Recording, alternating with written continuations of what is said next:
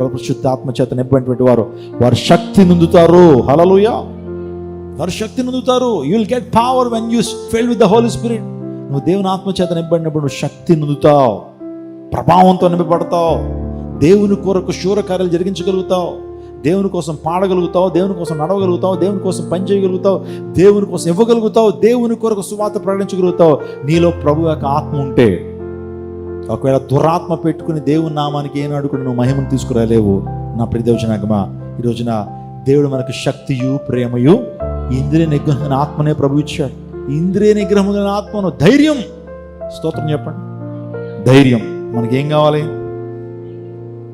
మనకి ధైర్యం లేకపోవడం వల్లే కార్యాలు జరగట్లా. ఏదన్నా పని చేయాలంటే ధైర్యం ఉండదు, మనకి ఏదైనా నిర్ణయం తీసుకోవాలంటే ధైర్యం ఉండదు. అలా ప్రొలాంగ్ చేస్తూ ప్రొకాస్టినేషన్. ఎందుకంటే ధైర్యం సరిపోట్లా. పరిశుద్ధాత్మ చేత నింపడితే నువ్వు ధైర్యంతో ముందుకు వెళ్తావు, ధైర్యంతో మాట్లాడతావు, ధైర్యంతో పాపాన్ని ఎదిరించగలుగుతావు, సాతాను యొక్క కార్యాలని అనగొట్టగలుగుతావు ధైర్యంతో. పరిశుద్ధాత్మ దేవుడు నీకు ధైర్యాన్ని ఇస్తాడు. పిరికి వానిగా పారిపో. చాలామంది పిరికివాళ్ళండి. దేవుని లేఖనం చెప్తుంది, పిరికి వారు పరలోక రాజ్యానికి వారసులు కారు.